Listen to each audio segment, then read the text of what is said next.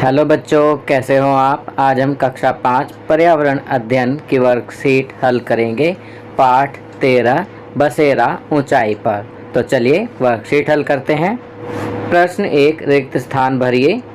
तो बच्चों यहाँ पर आपको रिक्त स्थान में सही शब्द भरने हैं। क, बकरी के बालों से बने डैश शॉल बहुत गर्म होते हैं। तो यहाँ लिखेंगे पश्मीना। ख, लेह एक डैश रेगिस्तान है। तो यहाँ लिखेंगे ठंडा। लेह एक ठंडा रेगिस्तान है। ग, चांगपा अपने टेंटों को रेबो कहते हैं। यह डैश के बालों से बुनी हुई पट्टियों को आपस में सिलकर बनाया जाता है।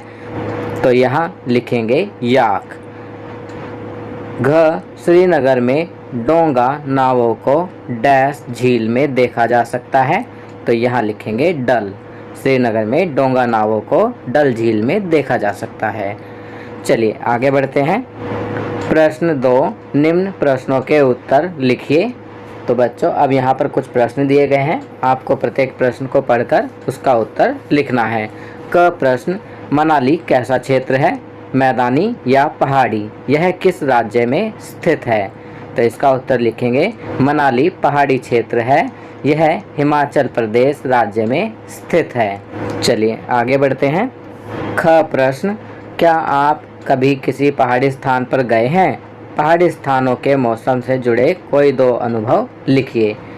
तो बच्चों यहाँ पर आपको लिखना है हाँ यदि आप पहाड़ी स्थान पर गए हैं, नहीं अगर आप पहाड़ी स्थान पर नहीं गए हैं।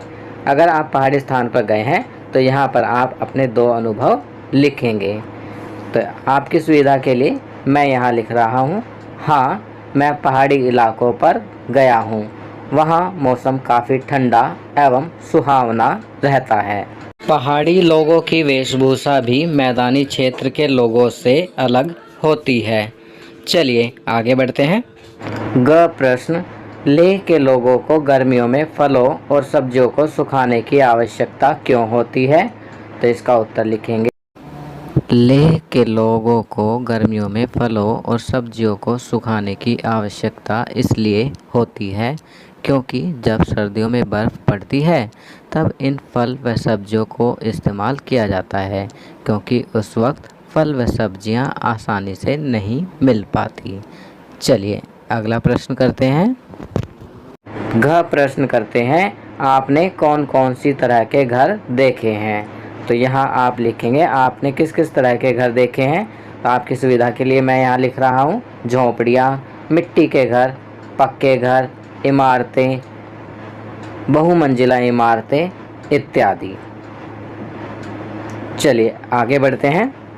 प्रश्न 3, श्रीनगर में मिलने वाले विभिन्न प्रकार के घरों को ध्यान में रखते हुए निम्न के नाम लिखिए। क, श्रीनगर के कुछ पुराने घरों में दीवार से बाहर की तरफ खुलने वाली एक विशेष खिड़की, तो इसे डब कहते हैं। ख, श्रीनगर आने वाले टूरिस्ट इन घरों में ठहरना पसंद करते हैं। तो यहाँ लिखेंगे हाउस बोट। ग, बड़े घरों की अंदर की छतों पर लकड़ी पर बनी विशेष नक्काशी जो जिग्सा पजल की तरह दिखती है, तो इसे ख़त्म बंद कहते हैं। चलिए आगे बढ़ते हैं। घ प्रश्न, डल झील और झेलम नदी की नावें जिनमें श्रीनगर के कई परिवार रहते हैं, तो इन्हें डोंगा कहते हैं। ड प्रश्न, पत्थर, लकड़ी और ईंटों से बने कुछ पुराने घरों की खिड़कियों और दरवाज़ों पर बने सुंदर मेहराब, तो इन्हें मेहराब कहते हैं। चलिए आगे बढ़ते हैं। प्रश्न 4, क्या आपके घर पर कोई पालतू पशु है। यह आपके लिए किस प्रकार उपयोगी है। तो बच्चों अगर आपके घर में कोई पालतू पशु है तो आप उसके बारे में यहाँ लिखेंगे। तो बच्चों यहाँ पर मैं लिख रहा हूँ हाँ मेरे घर में एक पालतू पशु है जो कि घर की देखरेख एवं मेरे साथ खेलने में उपयोगी है। हमारे घर में जो पालतू पशु है उसका नाम रॉकी है और वह एक कुत्ता है। आप देख सकते हैं आपके वर्कशीट में एक तालिका दी गई है जिसमें क्रम संख्या, पशु का नाम और मनुष्य के लिए उपयोगिता लिखनी है। क्रम संख्या 1, पशु का नाम बकरी, यह हमारे लिए दूध और मांस के लिए उपयोगी है। दूसरा भेड़, भेड़ का भी ऊन, मांस आदि के लिए। तीसरा गाय, दूध के लिए। चौथा बैल, खेत जोतने में। पांचवा कुत्ता, घर की देखरेख करने व खेलने में। चलिए आगे बढ़ते हैं। प्रश्न 5, कई पशु मनुष्य के लिए बहुत उपयोगी होते हैं। नीचे बनी सूची में कुछ पशुओं के नाम दिए गए हैं, वे किस प्रकार मनुष्य के लिए उपयोगी हैं, लिखिए। तो बच्चों यहाँ पर एक तालिका दी गई है, चलिए इस तालिका को देखते हैं। तो यहाँ हमने दिए गए पशुओं की उपयोगिता लिख दी है।